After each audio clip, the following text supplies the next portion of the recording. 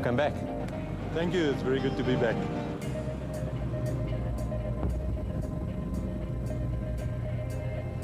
Are you ready for this? Let's go win some races.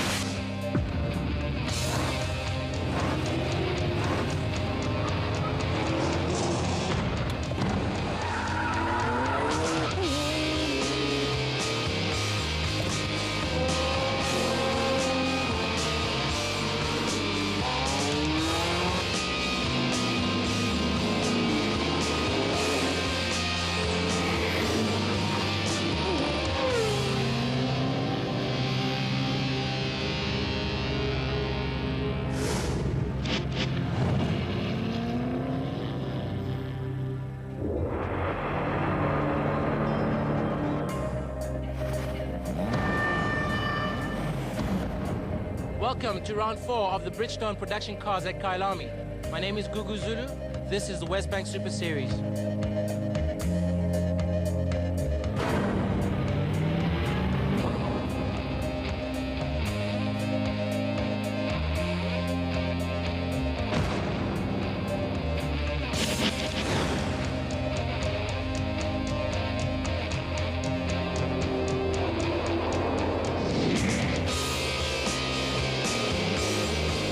Round 4 action of Bridgestone production cars from Kyalami Grand Prix circuit. That's what we're picking up on this show, and the action was thick and fast, and it's going to be world-class racing as always from our Bridgestone production cars. 2 coastal rounds behind us, and we're back at the home of motor racing. It's Kyalami for round 4, and of course Graham Nathan is the man to beat, dominating, and of course he loves Kyalami, Greg. He's on full weight and lots of work for him to do, but Gary Formato is looking to make up for lost ground. The last time we were at Kyalami, remember, he had a dismal outing, but he put her on second on the grid in qualifying, followed very closely by his 2 teammates. Absolutely, and of course they're feeling very, very confident after Port Elizabeth. Not going their way, but Kyalami, different kettle of fish for Formato and the gang. Great to see the other Nathan's Motorsport boys, Kwambi and Bonafide. Much improvement from Kwambi, and just some more consistency from the Ferodo GTI of Gennaro Bonafide. Championships in the making here. These boys need to put points on the board this time around. Front row, Graham Nathan and Gary Formato, arch rivals going head-to-head. In the second row, Sean Dumity and Michael van Rooyen. Then it was the 2 Nathan's Motorsport boys, Kieran Kwambi and Gennaro Bonafide. And not to be outdone, of course, doing some good stuff, it's Nayez Modek and George Smallberg in the Mazda. Then Nizam Essa and Gary Green in his GTI for the very first time. Qualifying on pole again. Yeah, we did a great job. The team did a very good job. The Fords are right there. Unfortunately for us, they're right there. They're giving us a really hard time. But it's all credit to them. They've obviously done a very good job. The racing is going to be super, super close. Gary mentioned in PE that he wants close racing, and I think he's going to get it this time. Gary Formato, things looking better for you. Yeah, it's looking good. I'm actually quite happy. I mean, it's probably the closest we've been in qualifying, and like Graham says, I think it makes for a good race. I wasn't really happy with the car this morning. I think we should have been a little bit quicker than that. We'll try and change it for the race and give Graham a go. Second in qualifying, but unfortunately has to start from pit lane due to an infringement in PE. That's going to make it a very difficult day for the first sprint race for Gary Formato. Blue skies and sunshine await the Kyalami crown, and of course we're all set for exciting racing. This is T-Class, this is for all the money, and here we go, we're racing. Graham Nathan, Gary Formato, they're going to have a royal battle. Well, Germany's the first man to touch. Oh, big touch there between Graham Nathan. Oh. And that is a big incident in turn 1, the fastest part of the circuit. Probably just over 200 k's an hour when they come across the line on the rolling start. But Nathan is out of it. A little tap there from Sean Germany. And all this, yes, he might want to have a word with the 2 of those boys. This is only the first corner on the first lap of the first race, and already we're in with some serious car wars and battle damaged vehicles. Unbelievable. He was in so deep there. I can't believe it. Here's the replay. Let's have a look at this. Neck and neck. Yeah, look at that. He's in so deep there. Wow, unbelievable. There's going to be some questions about that one, that's for sure. But a racing incident, no less. It certainly is. It's normally what happens, and it is always what happens when we got these guys so close together. Here we go on board from the back of Graham Nathan's car. You can see that's Michael van Rooyen. There's the tap. and he just goes sliding into the wall, got nothing to do, and that is the end of the day's racing. I'm not quite sure if they're going to be able to fix that car for the next sprint race, and definitely might have a chance. Look, he's in so deep, yeah, and he tried to get out of the way. I saw the brake lights come on, so it's not like he was trying to ram him on purpose. Well, safety car board is out, which means that the safety car is out there, and that means that they're going to have a restart down towards turn number 1. This time, Michael van Rooyen getting the drop on everybody, and right on his tail, his teammate Sean Dermody. Then the two Nathan's Motorsport cars right on their tail, and there comes Smallberger in the Mazda. Well, how's this going to affect the race now that Graham Nathan is not in this? The Fords are going to be dominant, I'm sure. Of course, Kieran Kwame is going to have something to say about that. Watch out for Gary Famato coming from behind as well. He's now on the track. Remember, he wouldn't have to restart from the pit lane. So the two Fords lead out, then it's two GTIs. And right at the back, the third of those Fords coming through and looking very good. On the way down to Goodyear, and of course, one of the fastest parts as well. I mean, there's a lot of those on this racetrack as well. Oh, the Mazda, lovely mood on Merdek. Last move there from Hans Bazet, moving up there and doing a really good job early on board with Gennaro Bonafide. Now he's got to try and catch his teammate who's got a little bit less weight than what he has, because remember, Kwame's had a bit of a dismal start to the season, up and down, and then PE also had a little bit of problems. All of a sudden they've got that GTI sorted out, and it's going to battle, looking to take on those two ST Focuses. Out of those S's, and they'll find themselves hauling themselves up to the top of West Bank as well. The Fords dominant at the moment. Kieran Kwame chasing them down. Michael van Rooyen. It's a triple apex in the West Bank. Very demanding corner as well. Sean Dermody, Kieran Kwame, Bonafide, and then the Mazda. Then Modak, and here comes Famato around the outside of Nizam Essa onto the back end of Smallberger. So it's now MPS versus ST. Across the line on the final lap. The Fords are not going to be beaten here today, unfortunately, in this first 6-lap sprint race. Remember, straight from this, they go into Parc Fermé on the circuit.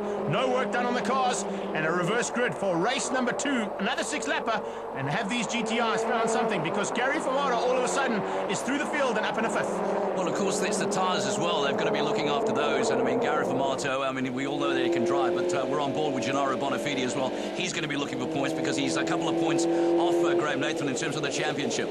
He certainly is. He's got to catch up to that ground that Graham's made early on in the season. Gennaro wants to do the same thing, but sitting in 4th place is not doing his championship any good, considering the fact that his stablemate is parked on the sideline. So lots of work to do for these two GTI boys, but Gennaro was saying to me during the race meeting, unfortunately, they're battling with that car a little bit this weekend. They're not having the same problems with the yellow one in front. The Interfile Tyres in Transit GTI is absolutely hauling, but it's still not quick enough to catch the Fords. To West Bank indeed, and Kieran Kwame's got to find something. It's definitely going to be the Ford show at the moment, but it's not over. Oh, look at this. Gary Famato's made some good time, and he's driving the socks out of that Ford at the moment. On his tail, Bonafide's going to have to look out. Oh, Sean Dermody trying to go down the outside of Michael van Rooyen. He's not going to make that stick, that's for sure. Well, let's see if he can keep it all together as they go into the sweep, heading into the bowl. Late braking from Dermody. Can he get past Van Rooyen? No, Van Rooyen's very good on the brakes. Looks like Van Rooyen's going to be taking his first victory here for the Ford team. And that's an awesome bit of driving there. The man from Rustenburg. An absolutely perfect day. And look at Bonafide and Famato going at it. Bonafide moves across. He's moved across enough. Oh, he's left. Famato takes him on the inside. Well, left him too much room. I mean, if you're going to pull over, block the line, he gave him far too much room. Famato was in that wily character. Well, Famato wasn't going to ask for second questions there, because he came through and basically pushed his way through, and was an awesome bit of driving, but unfortunately one man had to lose out there, and that was Gennaro Bonafide. Van Rooyen takes the victory though. A very good drive from him, considering the fact that we had such an early incident. Fords 1 and 2 with Dermody in 2nd, Kieran Kwame in 3rd place, Gary Famato eventually up to 4th, and Berza sneaking through into 5th. In 6th, Gennaro Bonafide, Niz Modek, and Kurt Alchin, Nizam Essa, and Gary Green wraps it up. The car stays on the track and things are running fine. You'll always find Kieran Kwame. How was it today? Today actually went very well. The guys put a lot of work into the car, and we made sure that it was definitely right for this weekend. I mean, we haven't been finishing races, so the main thing we wanted to do was finish a race. We started off and we were going quite well in 3rd, and just couldn't catch the Fords. They're quick, but 3rd position's very good. Very happy with it. Sean Dermody, good race out there for you today. Yes, Steve, a good result for Ford. Could have been a 1-2-3. Gary started in pit lane, so we could have had a great result today. Unfortunately, incident with Graham, which wasn't very nice, but these things happen. Congratulations to Mr. Van Rooyen for his first win. Well done, Michael. Yeah, we're happy and we're looking forward to race 3. You're finally on the podium as well. I mean, it's been fast. It's been a run. I mean, we know what it's like. I mean, it takes a lot of development to get these cars going. You think you found it? Well, I think the team have, Steve. What a great weekend. I'm all smiles as it is. After the disappointment in Port Elizabeth, what a way to finish this race. I'm so glad, and the team has done an awesome job on the car. I mean, we've really done some great developments from the first race at Kyalami to where we are today, and it's been just awesome. I can only thank my team. Round 4 of the Bridgestone Production Championship at Kyalami, race number 2. It's our sprint race of 6 laps. Greg, this is for the marbles. As always, and into turn number 1, Gary Fermata sneaking through and getting the whole shot. And it's Nathan Motorsport 2 and 3 with Gennaro Bonafide outdoing his teammate. We're on board with him now in the Ferodo Golf GTR heading up towards turn 3 and 4. And you can see just how hard he's having to work on the back end of Fermato. Fermato's got to the front. There's a good possibility. Oh, looking back. Is this Mike and the mechanics that's been working on this team, Ford?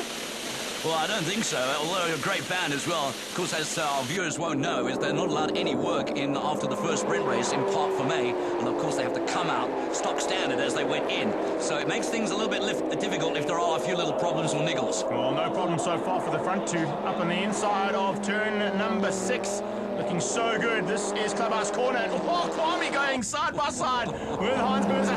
Oh, this is so good. Come on, let's keep it all together. And he does around the outside. The MPS Mazda gets a little bit sideways. Kieran Kwame's going to see him on the inside now and have to work double time around the outside of the second S up towards Westbank.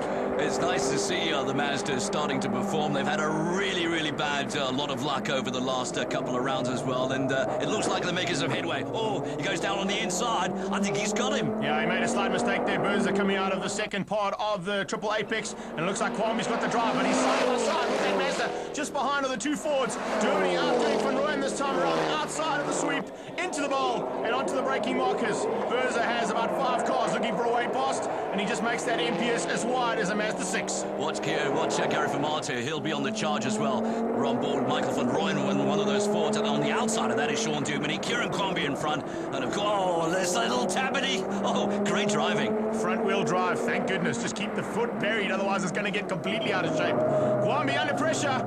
Here come the 2 Fords. Watch this good drive. Michael Van Rooyen might have outdone Sean Duminy. Look for the other Ford on the right-hand side as they come across the line and complete another lap. It is Ford ST Focuses side by side into turn number 1. Oh, no team orders there, are there? Absolutely not. Of course, that was the same place that Graham Nathan went off earlier on. Of course, that hurt. So with about a lap and a half to go now as they come through, that Berzer Mazda is still giving the 2 Fords a good run.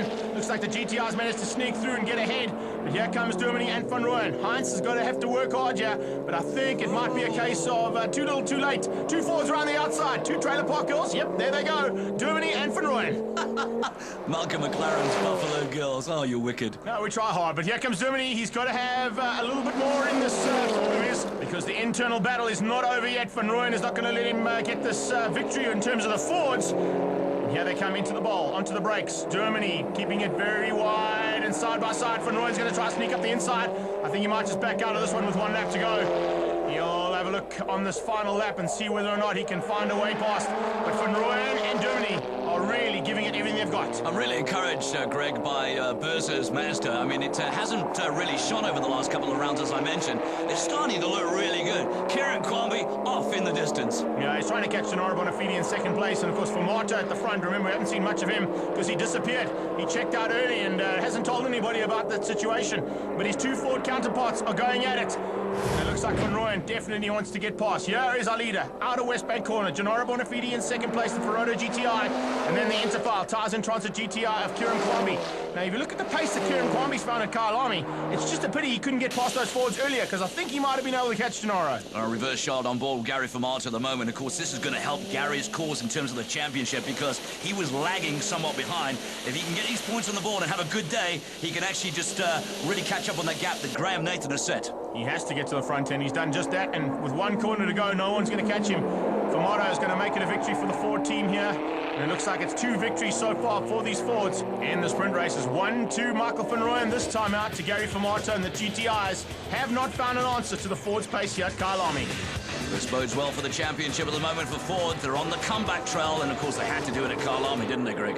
Certainly did. Gary Fermata taking that victory ahead of the 2 GTIs, Bonafide and Kwame, Sean Duminy, and then Heinz Berzer hanging on to that 5th place and outdoing the other Ford. Gaggle of GTIs at the back, and of course it's Esser and also Alchin, Michael Michael van Rooyen, Modek, and Gary Green in the brand new GTI.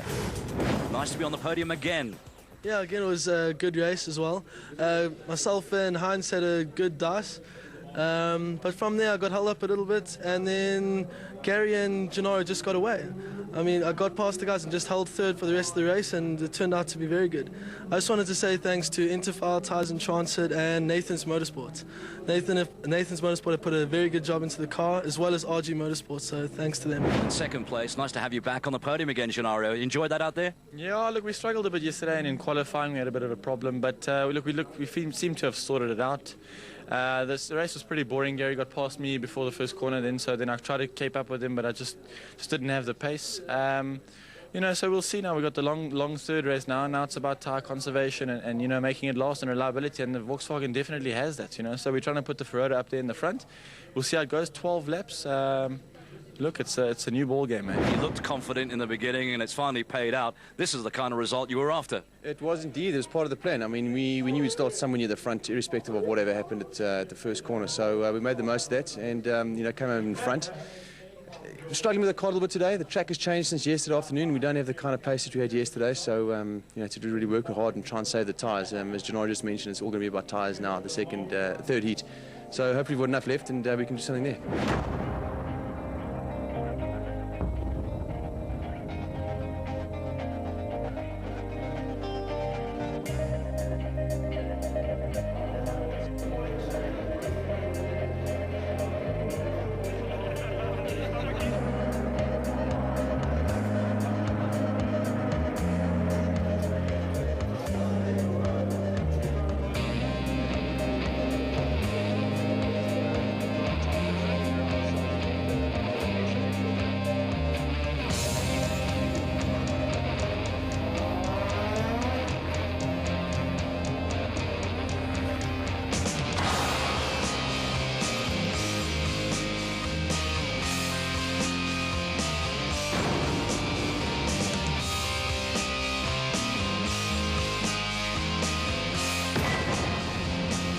So with the championship leader sidelined due to that first race incident, the two sprint races are done. It's now time for the feature race. And it's Gary Famata who's going to be on pole alongside him, Kieran Kwambi. GTI versus Ford will commence once again on the black stuff. It's our third race, and it's the theme piece of the Bridgestone production cars in Class T. And as you said, Greg, this is also to count for double points, so it's imperative they get the points on the board. So far, the Fords are looking wicked. Look at the two Fords around the outside, trying to get past Kwambi. Can he sneak up the inside, make it Fords? 1, 2, 3. No, Van Rooyen just backs out. And that's probably a good thing to do because I don't know if he wants to go so early on around the outside. Remember, this is a 12-lapper, so you don't want to win it on the first lap. Let's take it a bit easy, guys. There's another 12 laps to come. Unbelievable. That championship is looking dodgy at the moment for Graham Nathan. He has such a big gap. Right now, I'll focus back onto the Fords. Gary Famata, Sean Duminy. Oh, look at the Kieran Kwambi on the inside.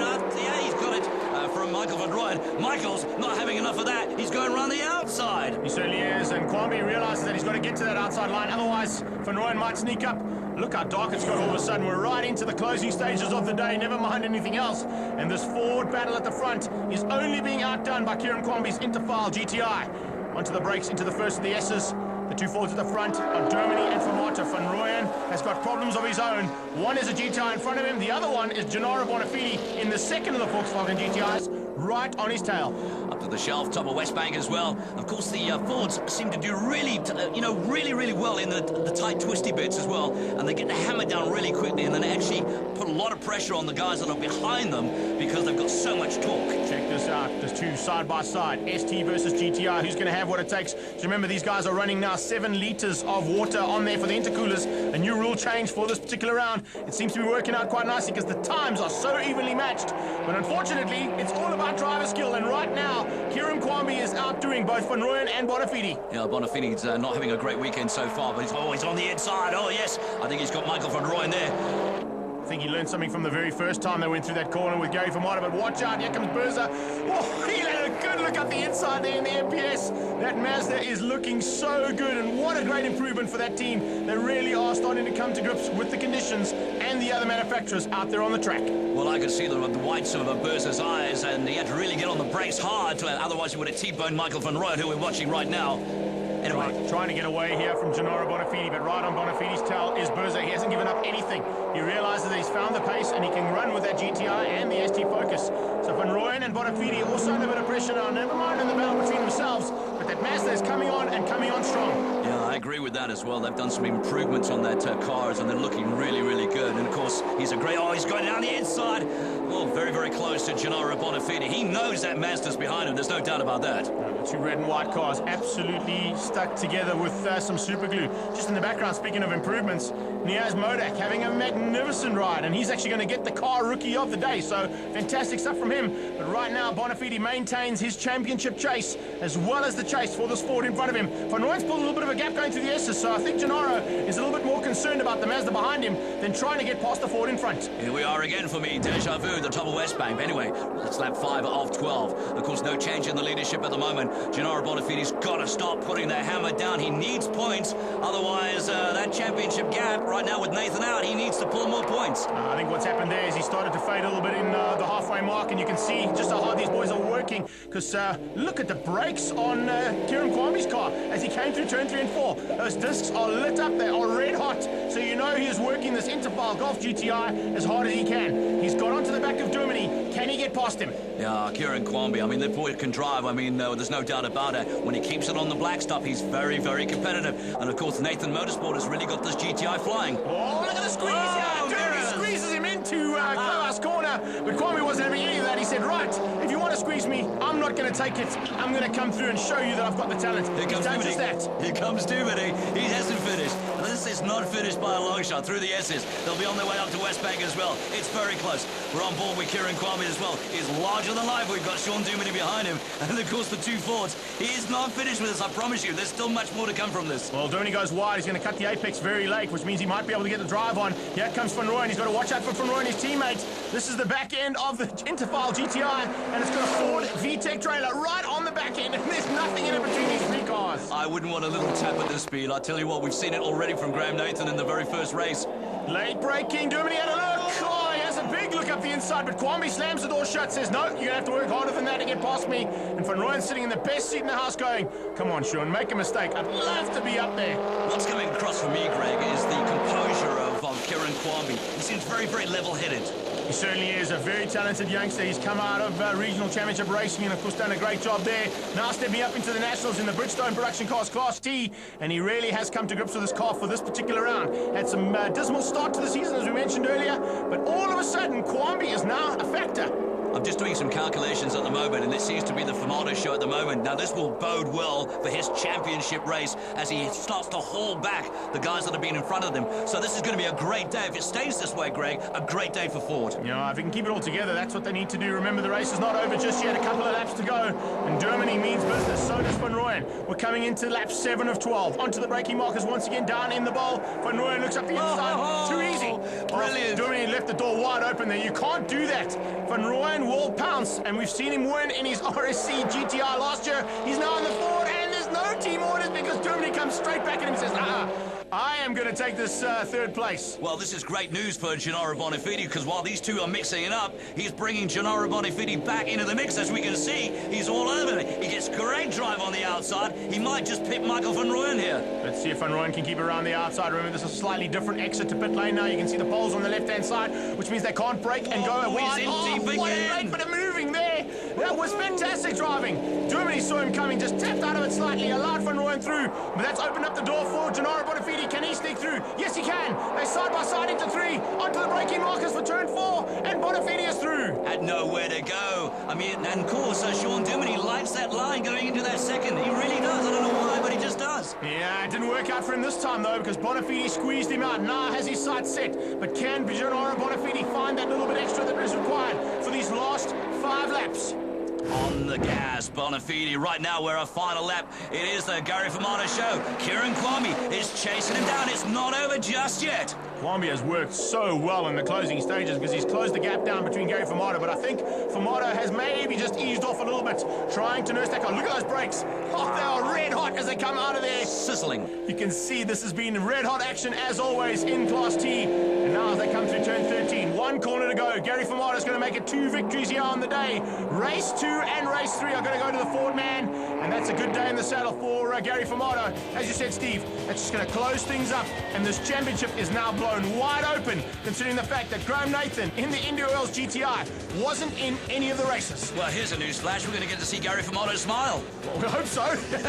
He should be happy with 2 victories, I'm sure. Formato taking the victory there. Kieran Kwambi in the Interval GTI in second. Van Rooyen, Bonafide and Sean Duminy, your top 5. Heinz Bouze and the Mazdas get to finish a race, and of course, and then it was Naz Modak who got the rookie driver of the day, Nizam Essa, Gary Green and Kurt Elchin in the Bodyman GTI. I'm standing here with Gary Formato from Ford Racing, Nando's team, and what a day they had today. Important and significant because the points came into play today. Well, I think that's what it was all about. You know, maybe on time we didn't do what we wanted to do in that zone, but we got the points.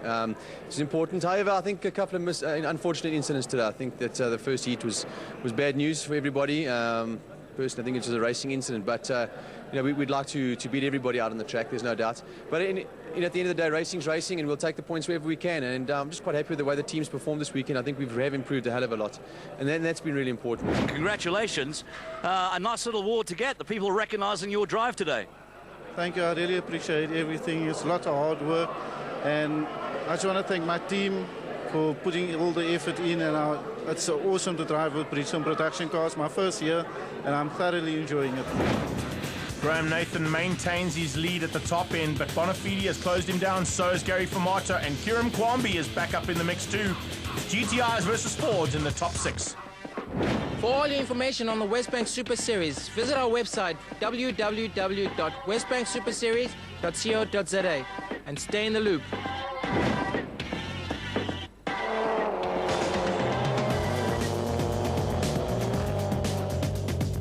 Hi, I'm Gennaro Bonafide driving the Ferrota VW Golf GTI. Come and join us in Pekiza in Velkom on the 14th of August for an awesome day.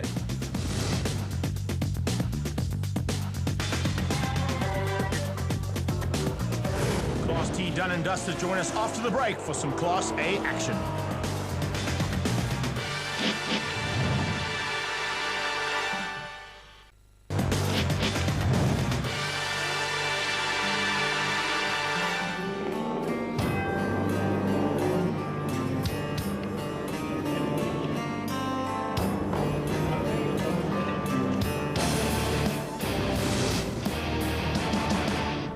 For all your motorsports results as well as information on the Westbank Super Series, visit the website www.westbanksuperseries.co.za or SMS the word motorsports to 31329 and stay in the loop. Are you in the loop, guys? Yeah! Woo! In Class A, qualifying probably just as crucial as Class T, if not more. Henny Grunewald and the Timken Subaru seemed to be quickest and eventually ended up at the top end, but the home of BMW racing normally is Kyalami, but unfortunately Priest and Taylor had to settle for second and third on the grid. Sam Racing, of course, have been under a lot of pressure, competing against the forced induction cars. A little bit of an engine upgrade. They could be in the mix. They certainly will be if they get the kind of pace that Leroy and Acuna found. And then the first of the Audis was Michael Stephen. Unbelievably, Johan Ferrari taking some major strains up here at the circuit.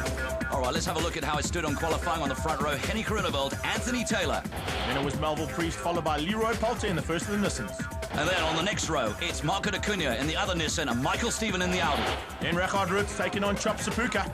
Then on the next row, it is former champion Johan Ferrari and then Davy Olivier in the other Subaru. Henny G on pole. Absolutely brilliant. You must be stoked. Yeah, especially at being a new car. You know, this Timken Subaru Racing team is really doing a great job. And they've built a brand new car, turned its first wheel on Thursday, and it's come out here and put it on pole position. So we're extremely happy, and you know, all credit to the guys that's done an excellent job. Must be tough, you know, coming to a track with a new car, not knowing whether the teething problems are going to affect you. Anything going on? Yeah, we had a few yesterday. We've got some surge problems. We had a little bit of that in PE, and so we're hoping it's not going to have an effect. The guys are going to be working hard between qualifying and the first race to actually rectify the problem. Team Afrox were blitzing around this racetrack on Friday, looking really good. What's changed? I don't know. I think the Subaru's found a bit of pace, and that's certainly, I think, where the difference is. I went 0.1 quicker than what I did yesterday afternoon on my new tyre run, so they obviously have found quite a bit of time probably in their fuel surge problems, but I must say the Afrox BMW is going superbly well, and I think the race is going to be very interesting. I just don't know how my tyres are going to last because of the maximum weight ballast that I'm carrying. But I mean, it's part of the series, and I just have to make the best of it. I think the last race of the day is going to be the one that's going to be really tricky for me because of the distance of it. Unfortunately, a Park Fermé infringement has put Henny Groenewald at the back of this grid, which that means BMW's 1 and 2 at the front. And Anthony Taylor on full weight, 50 kilos less alongside him is Melville Priest, 80 kilos less is Leroy Poulter right behind him, and then 110 kilos less is Marco Acuna. But look at BM, listen, Audi, it's awesome to see down into turn 1. All the major manufacturers are here, and those that are not are conspicuous by their absence. BMW, oh, look at this. This is lovely stuff. Leroy Poulter on the inside. Trying to go and make it stick. He does into second place. Acuna's going to go with him. The engine upgrades on those 350s have definitely worked out to the advantage of the Sam Racing boys, and they're in the thick of it. We go on board with Henny Groenewald at the back end of the field, trying to get past Johan Fourie. He has got a massive task ahead of him. There are 9 cars to get past if he wants to take this victory, and he's going to start with the ex-champion and reigning champion, Johan Fourie. Well, this Subaru has just got so much grunt. We saw it, how well it did in Port Elizabeth, and of course we're on the Highveld. He's really going to start to roll this car. Johan Fourie better look out because that Subaru will be coming through very quickly. On board again, here we are with Henny Groenewald. Got a bit of work to do, and of course just in front of him is Chop Sabuka and that Audi. So Audi's at the back end, Subaru having to work hard, the four-wheel drive and all-wheel drive cars right at the back end. It's a rear-wheel drive circuit historically, and you can see the BM has got away, but once again, safety car out. That was due to the fact that GTI had crashed into the wall at the start of their race. We saw that earlier on in the show. You can see that Graham was all okay as he got out, just not a happy camper. Restart, and it's BM versus Nissan. BM versus Nissan. 1 and 2, 3 and 4. Oh my goodness, I mean, where were these guys? Were they sleeping? Look at the gap that Taylor's pulled out. They should have been bunched up. This is an awful start for the rest of the gaggle. Yeah, they certainly got a lot of work to do. Just in the back, you can see the third of the Neo Africa and Rough Rider BMWs. That's Richard Ritz. Michael Stephen going to grips with Johan Fourie. It looks like Henny Groenewald has been able to sneak through and get past both Chop Sabuka and his teammate Davy Olivier, making a welcome return to Bridgestone production cars. Yeah, finally Henny's got a wingman at last and competing against the BMW. They're such a big team. He needs all the help he gets. Oh, great. Look at this. Johan Fourie on the inside. And Groenewald going around. Look at the drive, and it just sticks. That four-wheel is brilliant. All-wheel drive versus Quattro, and it looks like the all-wheel drive of the Subaru is going to win out here. And we mentioned it earlier on in PE. It's the Empire striking back here with the Japanese manufacturers going at it with the German boys. And Johan Fourie just sneaks in between the two of them, becomes the meat in the sandwich of the Subarus. Of course, his teammate, Davy Olivier, of course, was hoping that he wouldn't be too far off the pace, and by the look of it, he really isn't. He's right on the pace. There's no doubt about it. They found something in both of those Subarus. Remember, they had a little bit of problems with fuel surge. There's no fuel surge on those cars now, and even Davy Olivier getting it sideways out of Westbank. Braking markers for the pole. BMW leading out. Taylor on maximum weight. You know how difficult it is to drive a car on maximum weight. Taylor is driving the socks out of that car. Yeah, what is it? I mean, some of these are carrying, what, 50, 70, 100 kilograms? That's a lot of weight. That's a huge amount of weight, more than what these two are. Remember that both Poulter and Melville Priest way down compared to our leading car. Then a little bit more down there when we go through to Acuna. Groenewald all over the back of Michael Stephen. Stephen hassling Richard Ritz. Richard Ritz starting to have a little bit of brake problems on that BMW. So it looks like that might start to affect his ability in the car. Oh, and look at that. Priest sneaks through into second place and demotes that Nissan down to third. Of course, the Sam Nissan Racing team had some problems in Port Elizabeth with some power steering. Hopefully that gremlin is not going to come up again this time around. If it does, it makes the car so difficult to turn. You can see these guys coming with 2 laps to go. Onto the braking marker, Michael Stephen looking up the inside of Richard Ritz. Can he make it stick? Yes, he can. Engine Audi Extreme going at it. Absolutely perfectly done. Watch the Subaru's drive, though. Look at Henny Groenewald coming out of 14. Across the line, he's outdone 2 cars, and there is just no answer to that. Ponies on that Subaru are just amazing. Stunning, absolutely stunning, the drive. I just don't know where they get that power from. Michael Stevens is scratching his head. Well, he has to keep it out. His hands on the steering wheel as well. But wow, he's going, wow, where did that come from? He just got great drive out of the final corner. Vodacom up towards 4 now. This is turn 4 onto the braking markers. Michael Stephen wants to come back at him, but I'm not quite sure if that Audi has got what the Subaru has found. Davy Olivier wants to get past the BM2. He knows that Richard Ritz might be holding him up slightly, and he wants to get up here where his teammate is. He knows he's got it. Absolutely. Looking further back in the pack, it's well, it's got to scratch their head and say, what is happening to the Indy Oil's Audi of Johan Ferrari, our reigning champion? Final lap, BMW's 1 and 2 formation driving. Looks like it might be Nissan's 3 and 4. It is still, but I don't know how much longer De Cunha can soak up the pressure coming from that Subaru, the Tim Ken Subaru of Henny Krivalt. Well, he's going to pay for that mistake, isn't he? And really a silly infringement at that. He had pole, he had it all wrapped up, and he's kind of given it away, but he is chasing down really, really hard. He needs the points. He's done an amazing job to get through as far as he has, and it's Anthony Taylor going to be taking the first victory in the sprint race. His teammate, formation flying for the Afrox boys at the Afrox race day here at Kyalami. And the Bridgestone production cars putting on another great show, but BMW's 1 and 2, Nissan and Audi and Subaru are going to be thinking to themselves, what do we have to do to catch these boys? Yeah, Team Afrox really having a good time of that first sprint race. We'll have to see what happens in the next one. It's an inverted grid. Let's have a look at the results as they stand. Anthony Taylor, Team Afrox. Melville Priest, Team Afrox. Leroy Poulter, Marco De Cunha and Henny Groenewald. Top 5 there being headed out by the Subaru, and in 6th place was the second of the Subarus there of Davy Olivier, Michael Stephen in 7th, Johan Ferrari, Chop Sapuka and Richard Rutz finally in 10th. Well, it looks like the BMW boys have got the package exactly right today. Yeah, no, look, it's definitely going very well for us, Matt, and good start, and then the safety car came out, so I thought I was going to have a bit of pressure from Leroy, but I had a good restart again after the safety car, and I managed to get a bit of a gap, and that just conserved the tyres till the end, because the main race, the feature race, is going to be the important one for us. You know, that's where all the points are, so that's where I really want to do well. That's the one that I want to win. Dead right. Melville, you're along for the ride today as well, buddy. Yeah, I had a terrible start. I fell behind into 3rd place. Just try to make it back and then try to keep it steady, not push too hard to catch Anthony. I caught him, just kept it steady from there. Check out the start. Subaru's 1 and 2, Nissan's 3 and 4, BMW 5 and 6, and then the whole of the Audi nation. Well, it's just pairing it up, isn't it, really? It's a sight you haven't seen often. Those two Subarus on the front row. I don't think this will be the last time either. No, I don't think so either. And if Davy Olivier is at the front, which means he is going to get the whole shot, he's done exactly that. Henny Groenewald is going to ride shotgun for him, but for how much longer?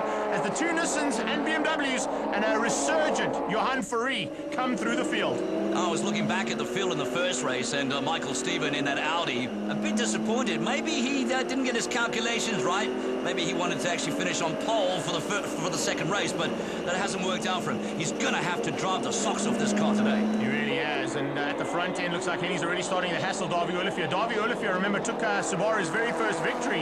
It's great to have him back under the wheel and in the Subaru camp, heading towards the S's for the very first time. Will Henny Groenewald be able to find any answer to the pace at the front end? Nissan, BMW, they've split apart there.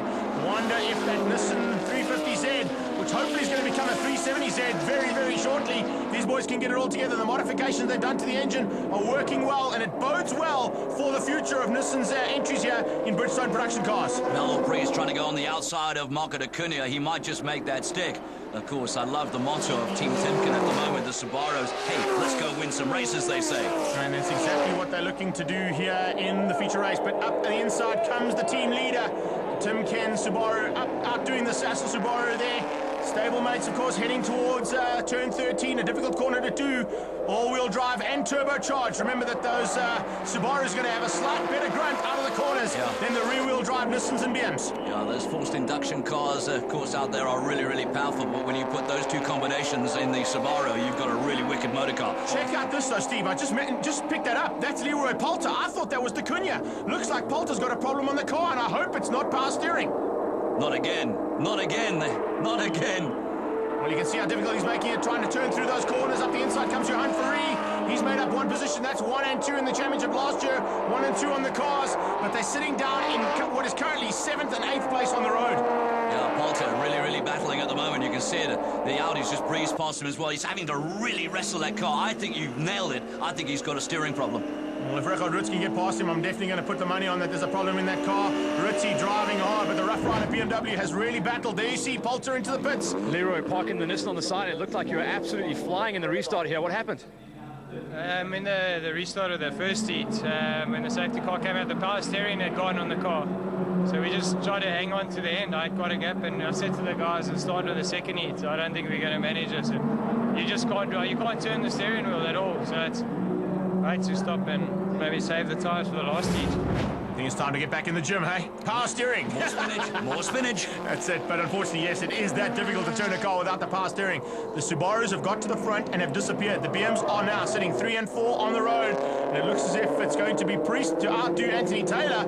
Let's see what Taylor's got in store, because remember, he's going to try and preserve those tyres for the feature race. Well, that team ADF is getting bigger and bigger at the moment, and rumors are that there's going to be another entrance in terms of another BMW for the team ADF, with another Rough Rider car coming at Pakisa. Well, it'll be awesome. So 4 BMWs going to be going to battle at the front end of a Class A field.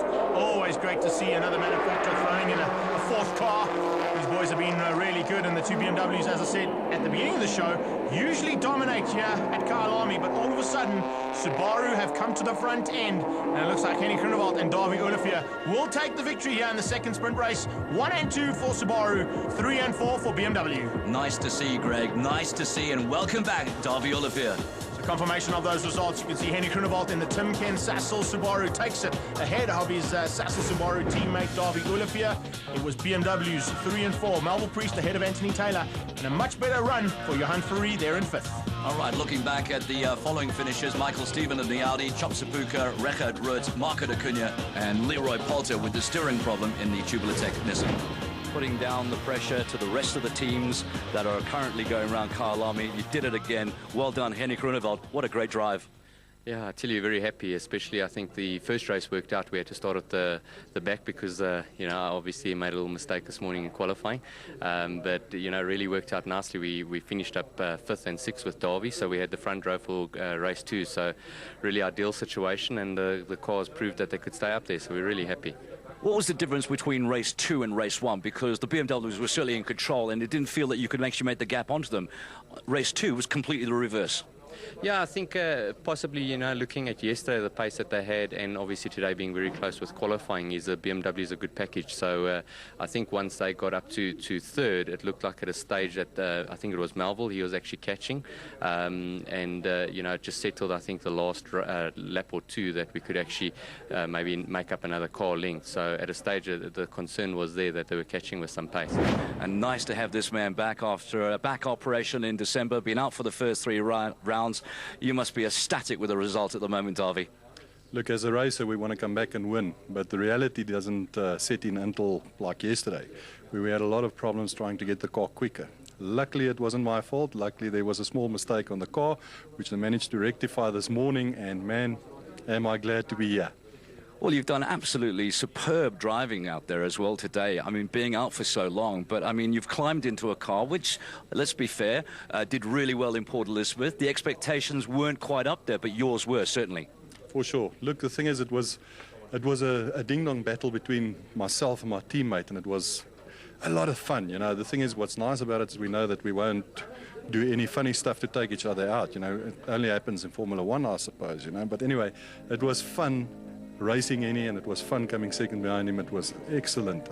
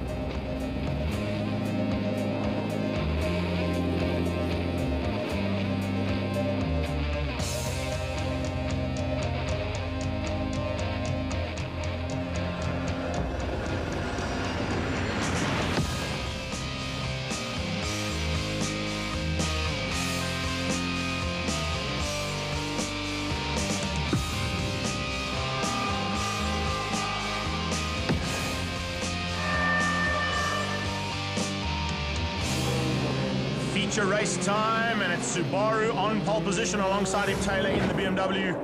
As the flag drops, this is where it all starts. 12 laps of action coming your way. We've seen some great stuff so far. More of the same to come. World-class racing right here in South Africa and right here at Kyalami. This is the bee's knees, the theme piece. On to the braking markers for 3 and 4, and it's side-by-side action as always. Anthony Taylor trying to drive around the outside of Henny Groenewald. position has paid off, but now can he keep it and make it a race win? He's taken one race win in the previous one. That is the sprint race, but the feature race is a little bit more difficult. It's 12 laps, and you can see even by the lights on those BMWs, the light here at Kyalami is fading fast. Through Goodyear, and they'll find their way up to Universal, and then of course they've got the approaching 2 S's, and they'll find themselves on their way up to Westbank. This is dodgy, and as you quite rightly, look at how bad that light is as well. So those brake lights are bright red. I look forward to seeing the flames coming out of those Subarus as they change down a little bit later on. And also look out for the big braking discs on those cars. Remember, these guys will be hard on the brakes every single time. Late braking is what it's all about, but not just yet, because this is only lap number 1. They've got to sort themselves out here. Onto the brakes, into Westbank corner, and Henny Groenewald is under pressure. It's BMWs 2 and 3, Nissans 4 and 5. First of the Audis, looks like it's Michael Steven and Chop Sapuka. Ronnie's problems at the back end. Can you believe that? Cunha made a mistake coming out of Westbank, climbed on the loud pedal too hectically, and that has just spun him out, and he has now gone to the back. Didn't get a tap there, did he, by any chance? I don't think so. Probably did it all himself. Well, I'm sure we'll get a replay of it, but right now the action goes into turn 13, and in the background you can see cars fanning out, trying to get through. Here is that replay from the onboard camera of the Audi Extreme car. Richard Roots and Michael Steven had to take evasive action. That was all by himself, unfortunately. Yeah, got a little bit screwed there. Anyway, we're back to the racing action. There's a nice shot of Michael Steven in the Audi Extreme, followed by our reigning champion, Johan Free in the Indy Oils. But we're back to the leaders. There's no change at the moment. And the Timken Subaru has got the hammer down. And that BMW is close. Certainly is. It's starting to close down. The gap, though, is at the back end. This is where the battle's starting to rage quite nicely. Richard Roots in the Rough Rider BMW, Michael Steven, Johan Free, Chop Sapuka, Darby Olivier. That's the back end of the top 10. What happened to the other Subaru? I mean, it looks like Darby Olivier was lost some place. It was in my imagination, or did I see him at the back of that field? He's at the back. He's had some problems, I think, due to the fact that that accident happened up at turn number 9, Westbank corner. They're coming through the S's. This is how close it is at the front. Listening to this Subaru, it doesn't sound like it's firing on all cylinders, but it's definitely pulling away from the BMWs onto the top of the hill into Westbank corner. Henry Groenewald looks in the rearview mirrors. All he sees is red and white Afrox BMWs. And I tell you something, it's just a matter of time before those BMWs get to grips.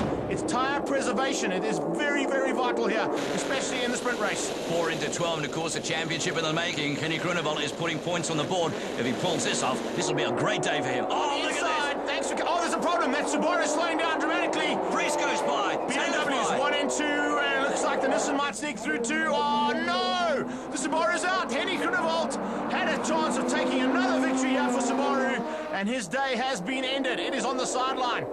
This is Team Afrox and the BMWs. This is working out well for them, 1 and 2 at the moment. And Priest can certainly do with the points because Anthony Taylor has been pulling away in the championship. Well, let's give you confirmation. It was gearbox problems.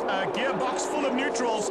He could not find one gear to drive that car forward. And now the Subaru battle has to be taken up by Darby Olivier. But he is at the back end of Class A, and he's got 9 cars to try and catch. What's the betting on the one Subaru goes out, the other one goes out? Doesn't life work like that?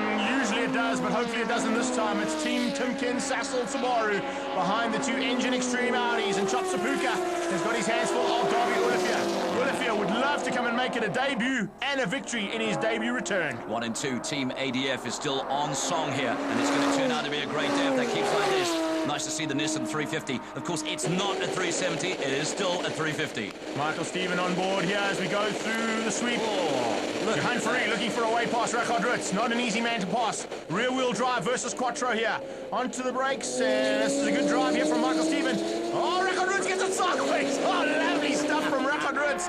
Just powering it through that big slide out of turn number 12. Into 13, Johan Free around the outside. Quattro comes into play because he's got 2 wheels on the dirt. Can he sneak up the inside? Look on the left-hand side. Watch for the Indy Oils car. It's not there. Or is it? Yes, it is. He's been forced wide, and the 2 Audis go left and right around Richard Roots. In the business, we call that an absolute mugging. Well done. Brilliant. Richard Roots. Oh, he has another all-wheel drive car coming through. Richard Roots has got no answer. Darby Olifier's going to try and sneak through. He's on the inside for turn 1. Will Darby get him into turn 2? No, he won't.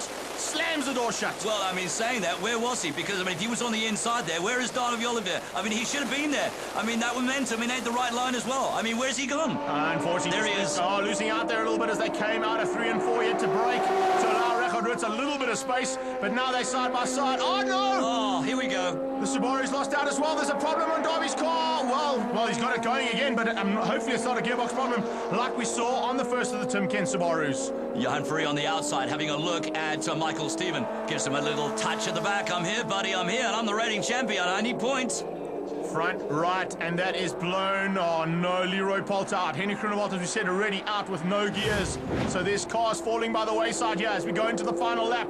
This is how close it's got at the front end. Michael Stephen has got onto the back end of the very first of the BMWs, is out and gone, but the second is under pressure. Two Audis starting to close down, and just in the background there, Cunha means business. It's going on the outside, isn't he? He's going to have a go at Johan Free, and he does. Oh, he makes that stick. Is there a problem with Johan Free? Johan Free also slowing down. Coming back at him a bit. I don't know. There's a problem on Free's car this whole weekend. He has not been the Johan Free of old that we always see, usually battling for a victory, never mind for 5th place on the road, and that's what he's having to do. He's nursing the Indy Oil Audi home. Yeah, very, very strange. Up the shelf and up to the top of West Bank, the lights, it's getting really, really dark here by the virtue of the fact that you can actually see the headlights at the moment. That tells you how dark it is out there. Yeah, check out the brake. This is how dark it is. This is what it actually looks like at Kyalami at the moment, folks. Because remember, our cameras on the outside of the circuit will enhance the lights slightly due to the fact that they've got those big lenses.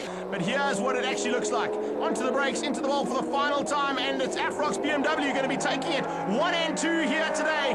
Once again, a great day's driving for our BMWs.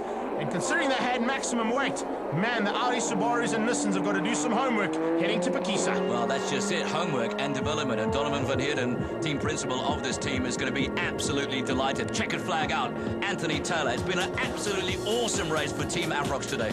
Melville Priest will make it 1 and 2 for the Afrox BMW team. And then Michael Stephen, right on their tail, will be in 3rd place in the Engine Extreme Audi Quattro.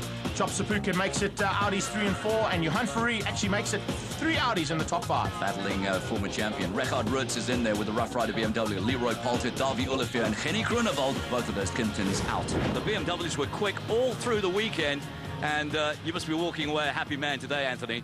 Oh yeah, definitely. You know, being home circuit and to have a great result like this. I mean, it's only all the tributes have to go out to the ADF Motorsport team, Freddie, Vic, all the guys. You know, also all the sponsors. I tell you what, without them, I don't think this would have been possible. And I think for the rest of the season, we're in for quite a good shot for the championship. There were a few surprises today, but this man has to be a sense of relief out there today. Yeah, most definitely. Coming up here to altitude, we really battle against the turbocharged cars, lacking that power up here. But, you know, it shows consistency counts, and in the 3rd race, we really put in a strong drive. We put in consistent quick laps right to the end of the race, and you know, we caught Melville at the end, but it just wasn't enough. So, yeah, I'm really happy with 3rd. Consistency normally pays off with the championship, and right now, BMW looking really good at the top end of the Afrox race day. West Bank Super Series round 4, and the Bridgestone production cars have once again shown world-class action at Kyalami. The championship still up for grabs. The points in Class A. Taylor leading out ahead of his teammate Melville Priest by 47 points. Michael Stephen and Leroy Poulter looking to close that gap down, but unfortunately, we're back with a bit of problems here at Kyalami. In the manufacturers, though, Volkswagen leading way ahead of BMW, Ford in with a chance, and Audi sneaking up into the top 4.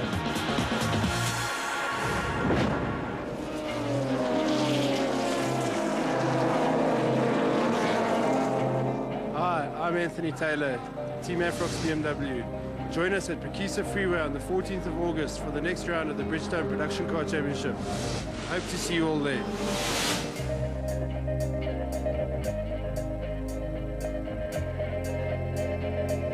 For more information on the West Bank Super Series, log on to www.westbanksuperseries.co.za.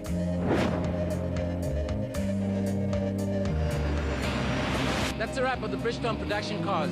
Next up is the Interfile South African Motorcycle Championship, as well as the Formula Volkswagen. I'm Gugu, checking out.